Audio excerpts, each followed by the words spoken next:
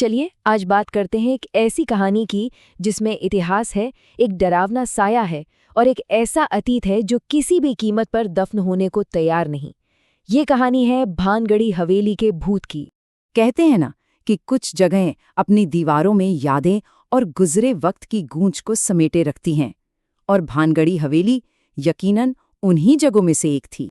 तो इस कहानी का हीरो है आर्यन, एक म्यूजियम क्यूरेटर। जब वो भानगढ़ी हवेली के उस बुला दिए गए तहखाने में उतरा तो उसे जरा भी अंदाजा नहीं था कि वो खुद इतिहास का एक हिस्सा बनने जा रहा है।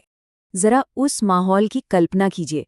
चारों तरफ धूल की मोटी परतें, अलमारियों में रखी पुरानी भूली बिसरी चीजें और हवा में एक अजीब सी खामोशी। ऐसा लग रहा था जैसे वक्त इस तहखाने में आकर बस ठहर गया हो। और फिर उसी खामोशी के बीच उसकी नज़र एक छोटी सी चीज पर पड़ी, एक मखमली पोटली जो न जाने कितने ही राज अपने अंदर छिपाई बैठी थी। उसकी जिज्ञासा बढ़ गई और उसने उसे उठा लिया। उस पोटली के अंदर जो था वो महज एक गहना नहीं था, नहीं, वो तो आने वाले एक भयानक तूफान की पहली आहट थी, एक ऐसी चाबी जो अतीत के बंद दरवाजे खोलने वाली थी। जैसे ही उसने पोटली खोली, सोने की बनी एक जोड़ी पायल या कहिए घुंघरू उसके हाथों में आ गए। उनकी चमक देखकर लगता ही नहीं था कि वो सदियों पुराने हैं। और बस यहीं से सब कुछ बदल गया।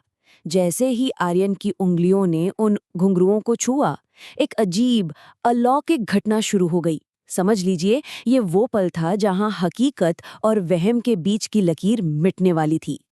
वो आवाज किसी आम घुंघरू की नहीं थी, नहीं, वो एक ऐसी दर्द भरी भेदने वाली गूंज थी जो हवेली की दीवारों से टकराकर बार बार लौट रही थी, झन झन झन।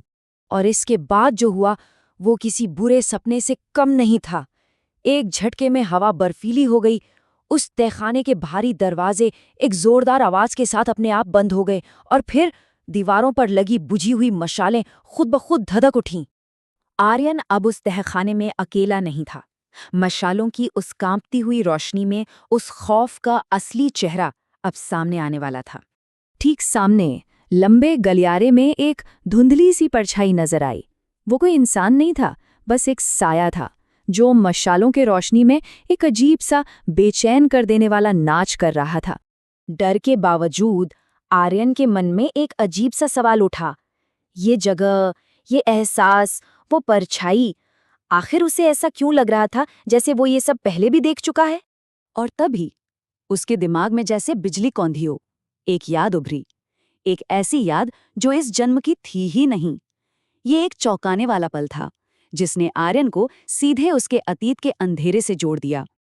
अब राज पर से पर्दा उठने वाला था। आर्यन का इस हवेली और उस भूत से असल में क्या रिश्ता है, ये सच्चाई अब सामने आने वाली थी। और सच तो हैरान कर देने वाला था।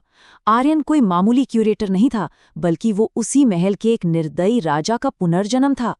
एक वो जो आज इतिहास सहेज रहा था और एक वो जिसने कभी यहीं एक खौफनाक इतिहास रचा था।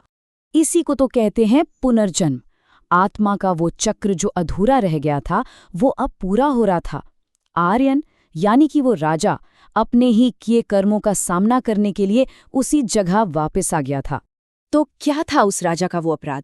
उसकी एक बेहद खूबसूरत नर्तकी थी, चंद्रलेखा। लेकिन राजा ईर्ष्या और शक में इतना अंधा हो गया था कि उसने चंद्रलेखा को एक खौफनाक सजा दी। उसने उसे जिंदा ही महल की एक दीवार में चिनवा दिया था। तो वो नाचती हुई परछाई वो चंद्रलेखा की आत्मा थी जो सदियों से अपने घुंघरुओं के साथ इंतजार कर रही थी, और आज हिसाब बराबर होने का दिन आ गया था। ये कहानी सोचने पर मजबूर करती है कि क्या अतीत वाकई कभी मरता है?